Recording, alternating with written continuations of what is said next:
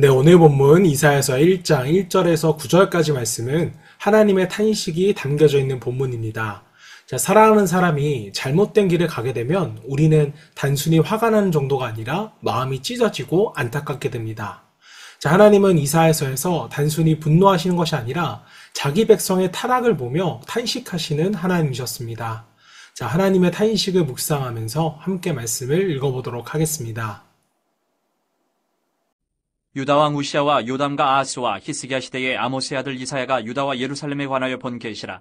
하늘이여 들으라, 땅이여 귀를 기울이라. 여호와께서 말씀하시기를 내가 자식을 양육하였거늘 그들이 나를 거역하였도다.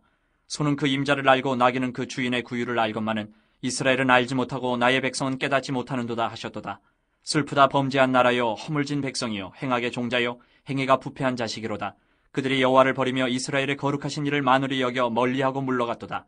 너희가 어찌하여 매를 더 맞으려고 패역을 거듭하느냐. 온 머리는 병들었고 온 마음은 피곤하였으며 발바닥에서 머리까지 성한 곳이 없이 상한 것과 터진 것과 새로 맞은 흔적뿐이거늘 그것을 짜며 싸매며 기름으로 부드럽게 함을 받지 못하였도다.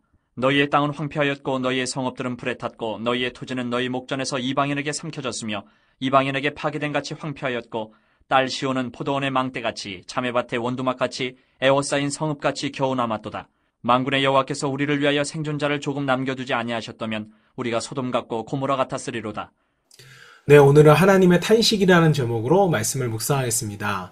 자, 먼저 본문은 유다와 예루살렘의 영적인 상태를 보여줍니다. 자, 2절을 보시면 하나님은 그들을 자녀로 생각하시고 양육을 하셨는데 그들은 나를 거역했다고 말씀합니다. 자, 짐승 또한 자기 주인을 아는데 이스라엘은 하나님을 알지 못한다고 책망을 하십니다. 자, 여러분, 하나님은 이스라엘을 자녀로 부르셨습니다. 자, 그런데 자녀가 아버지를 모른다면 그보다 더 큰 비극이 어디 있겠습니까? 자, 하나님께서 탄식하신 이유는요, 바로 여기에 있었습니다. 겉으로는 그들이 하나님의 백성이라고 불리지만 실제로는 하나님과는 상관없는 그러한 패역된 삶을 살아왔기 때문입니다. 자, 이 말씀은 오늘날 우리에게도 동일하게 경고로서 다가옵니다. 교회를 다니고 우리가 성경을 알고 예배를 드린다고 해도 삶에서 하나님을 인정하지 않고 내 마음대로 산다면 우리는 하나님을 모르는 자와 다를 바가 없는 것입니다. 자, 하나님은 이스라엘 백성들을 향해 이렇게 말씀하십니다. 5절 말씀, 너희가 어찌하여 매를 더 맞으려고 더욱더욱 패역하느냐. 자, 이미 많은 징계를 받았는데도 그들이 돌이키지 않는 모습을 보시면서 하나님은 안타까우셨습니다.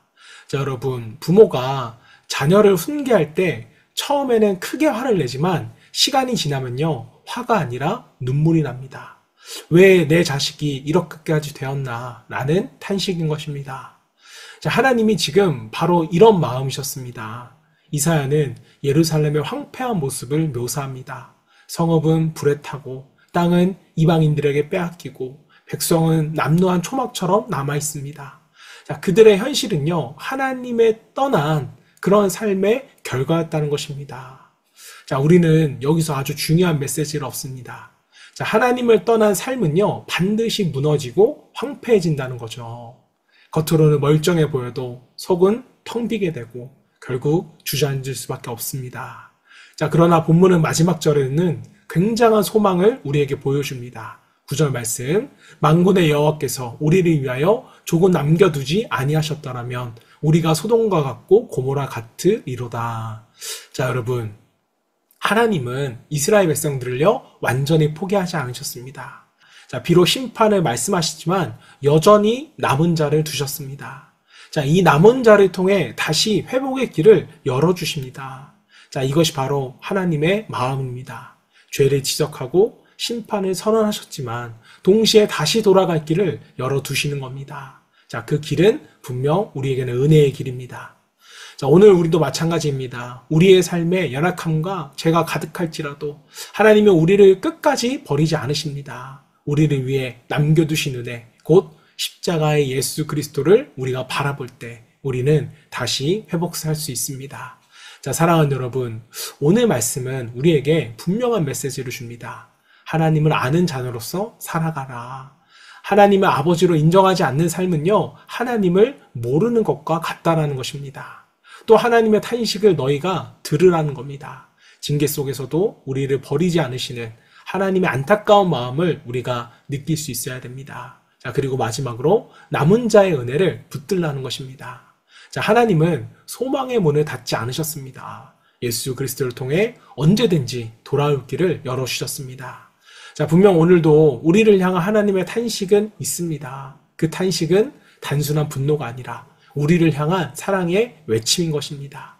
그 음성 앞에 우리가 마음을 열고 다시 하나님께로 돌아갈 수 있는 우리 모두 되기를 주님의 이름으로 축원합니다. 자, 이 시간 우리 함께 기도하실 때 하나님의 징계와 탄식을 들을 수 있는 민감한 영성을 주셔서 죄와 잘못된 길에서 속히 돌이켜 하나님의 자녀답게 살아갈 수 있기를 소망하며 함께 기도하겠습니다.